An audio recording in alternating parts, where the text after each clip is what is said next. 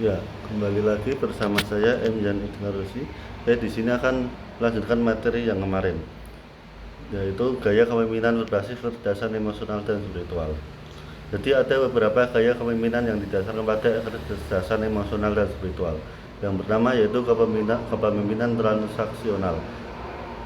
Pemimpin transaksional berfokus pada pertukaran hubungan kerja antara pemimpin dan pengikut.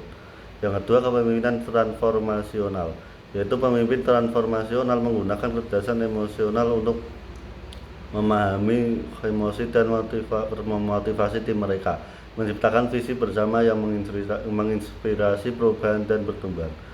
Yang ketiga, kepemimpinan otentik. Pemimpin otentik sangat bergantung pada kesadaran diri dan transparansi, yang merupakan bagian integral dari kecerdasan emosional. Yang keempat, servant leadership, kepemimpinan pelayan.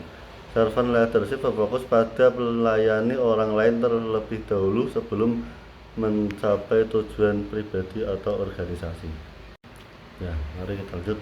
Bagaimana sih pemimpin dengan kecerdasan emosional dan spiritual tinggi memotivasi, menginspirasi, dan mempengaruhi tim? Jadi, yang pertama, memahami emosi tim. Pemimpin yang cerdas secara emosional dapat mengenali emosi tim mereka dan merespon dengan cara yang mendukung produktivitas dan kesejahteraan. Membangun motivasi intrinsik.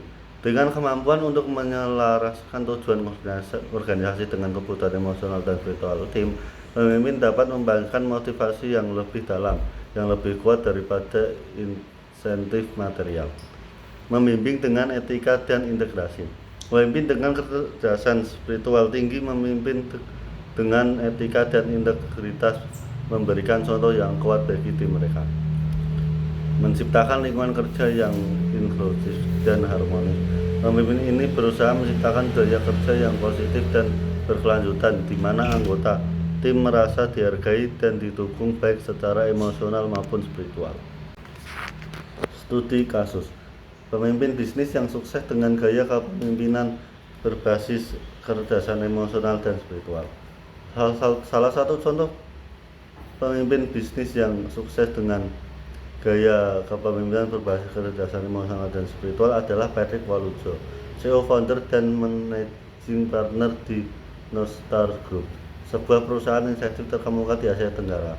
Walujo dikenal karena kepemimpinan yang mengembangkan kecerdasan emosional dan spiritual dalam mengelola portofolio investasi dan memimpin perusahaan menuju keberhasilan. Walujo menonjolkan kecerdasan emosional melalui pendekatan yang penuh empati dan pengertian terhadap timnya serta pemangku kepentingan perusahaan. Walujo juga menunjukkan kecerdasan spiritual dengan memastikan bahwa keputusan bisnis Star Group selalu mempertimbangkan keberlanjutan dan dampak sosial yang lebih luas. Jadi, kesimpulan dari materi kita hari ini yaitu gaya kepemimpinan berbasis kecerdasan emosional dan spiritual memungkinkan pemimpin untuk memimpin dengan cara yang lebih manusiawi, etis, dan berkelanjutan. Gaya kepemimpinan seperti transformasi, otentik, dan servant leadership menekankan empati, integritas, dan tanggung jawab sosial, yang membantu menciptakan tim yang lebih termotivasi, terinspirasi, dan harmonis.